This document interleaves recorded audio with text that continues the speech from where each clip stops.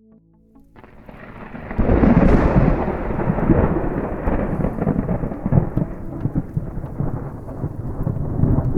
boys and girls, it's me Butch. My name is Terry David Silvercloud. I'm not native, just sounds that way. I'm 79 years old. I'll be 80 in October. Today is the 13th of June, a Thursday, 2024, in Vancouver down in English Bay. Did I cover it all?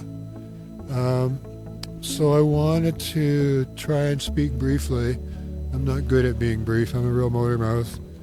About my thoughts on the third temple. And you may be saying, what?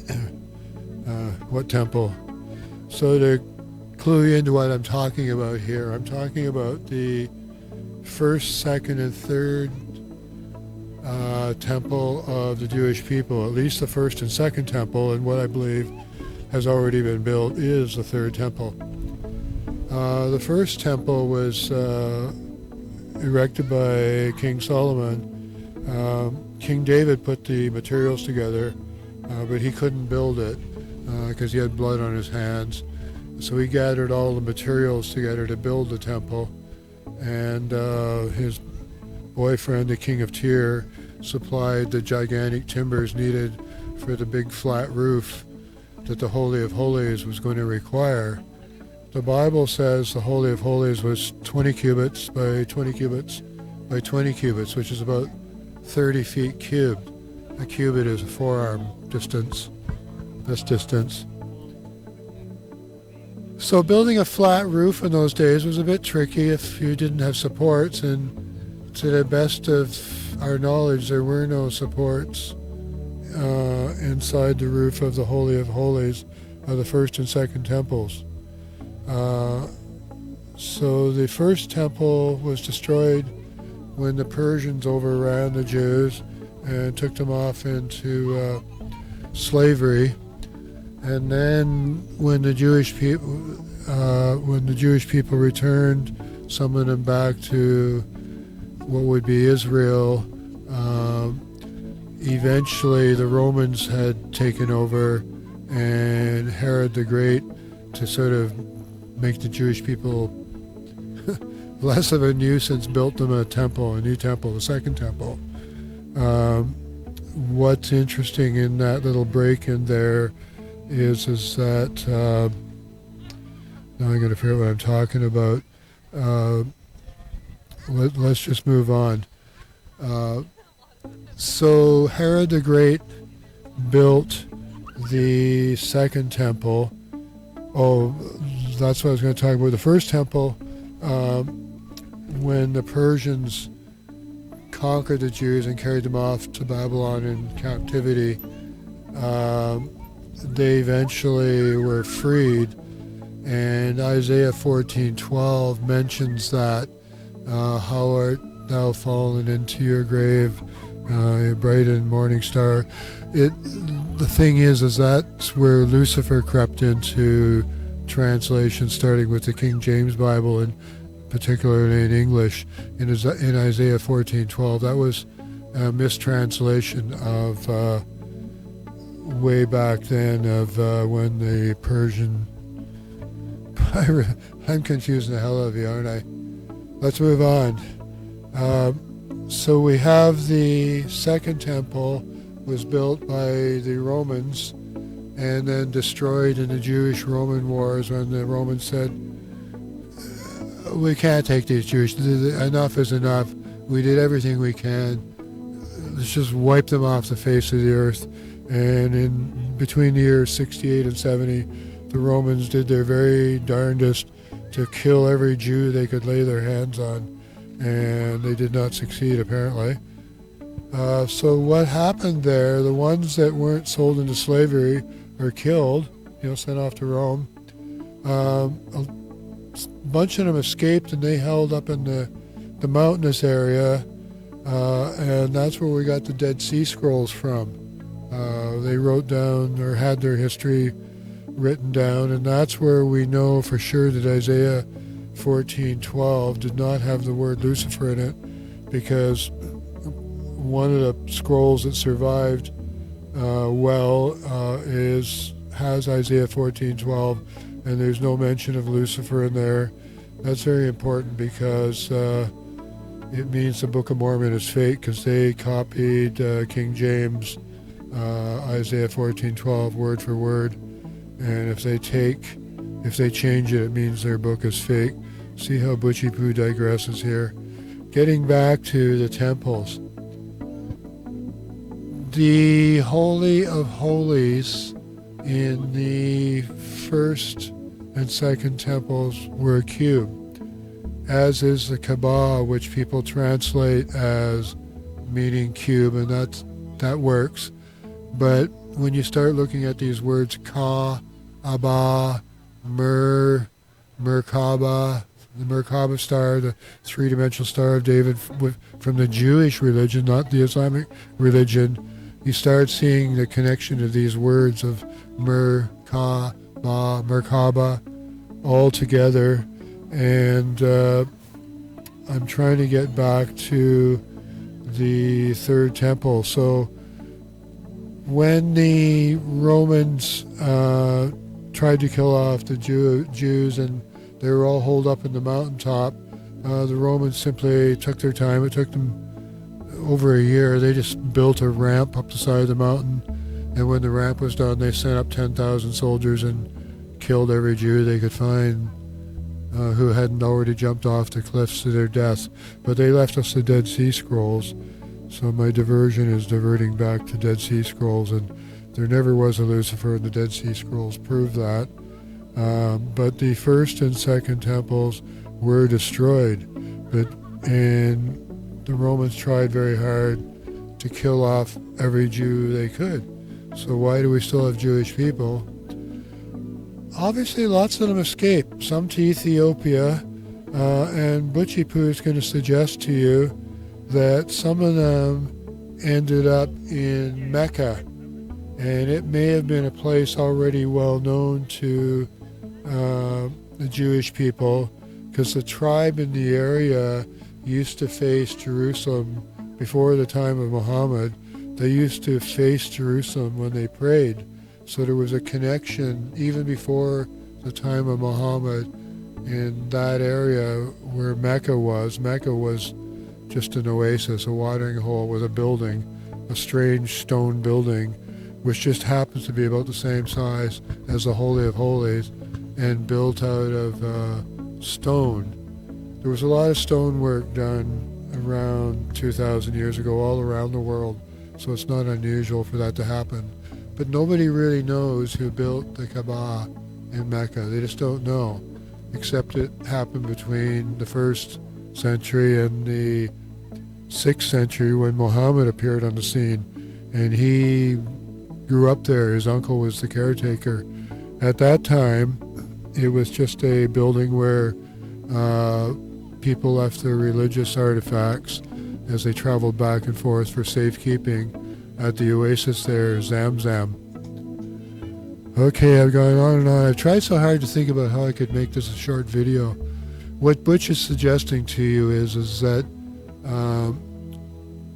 Jews who escaped the slaughter of the Jewish-Roman war were behind the building of the Kaba in Mecca.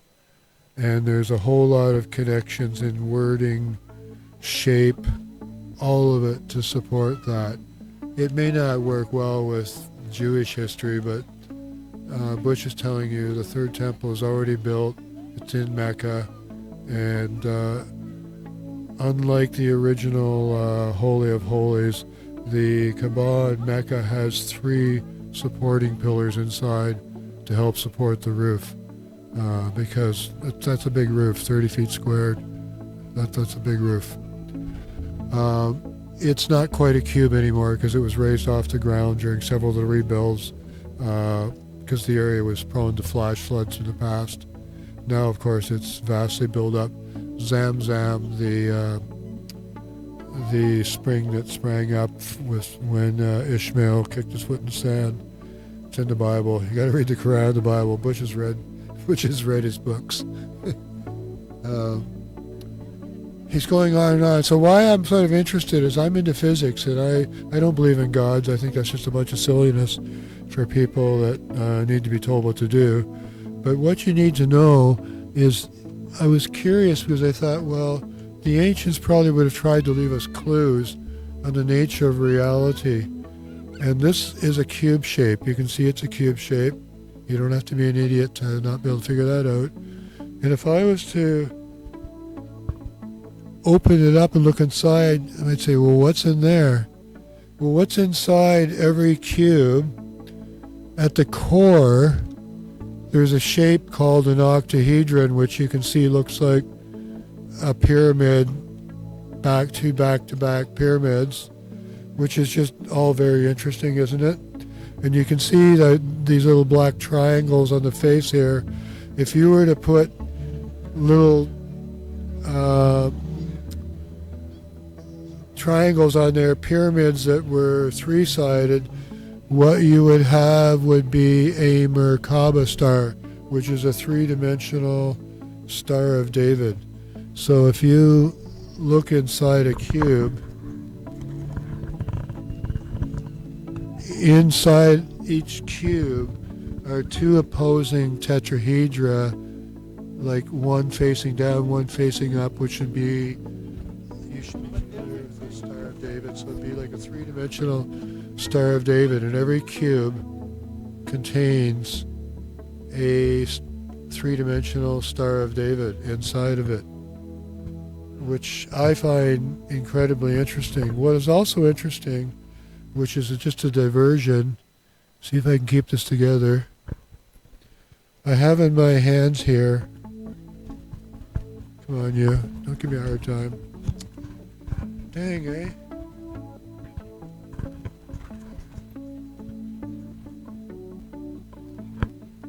I think you can see I have a cube shape in my hands here. It's interesting that the pattern for a cube is a cross. The pattern for a cube is a cross. And what's really interesting is if you put little triangular tents on each one of these, if you put a little triangle here, there, and there, and then you folded it all up, what you would get would be this shape, which is called a GYROBIFASTIGIUM. So if you took a cross and on each arm you put a little triangle thing, it would look like two pup tents at 90 degrees to each other. This is called a GYROBIFASTIGIUM. Butch, as a physicist into particle physics, finds that really interesting because he thinks that the elementary unit of matter is a stick, and if you could think of these squares here as being four sticks joined together, anything which has a shape, like even this microphone that I'm holding, it has to make a decision whether to spin to the right or spin to the left, and that is up and what is down because of whether it's, if I spin this way, that's different than spinning this way. And anything that's in three-dimensional space has to choose which way to spin. And if two things have opposing spin and then they put their butts together or their feet together, they can save energy and they just automatically stick together because it's less work. So if you get shapes that are spinning and they're exactly the same sort of shape but of opposite spin, they'll be inclined to stick together. This is where Butchie Poo's interest in cubes comes from, is that the ancients may have wanted to give us some kind of clue of the nature of matter, and the clue is the cube. Neat, eh? So inside every cube there's a MERKABA star. The other interesting thing about making reality out of Also, here's a natural crystal. The universe obviously naturally likes to form crystals. There's got to be some particular reason why things just naturally want to form crystals. I was looking for one of my props, and of course it's vanished out of sight here. Where'd you go? Is if you take squares and you can fold them into all kinds of neat shapes, and you can join them so that things can expand and contract. That's how we can have solids, liquids, and gases, and why things that, when they're tight together and they don't have any spaces in there, seem solid, and when they have lots of energy, they can expand and have... You getting the drift?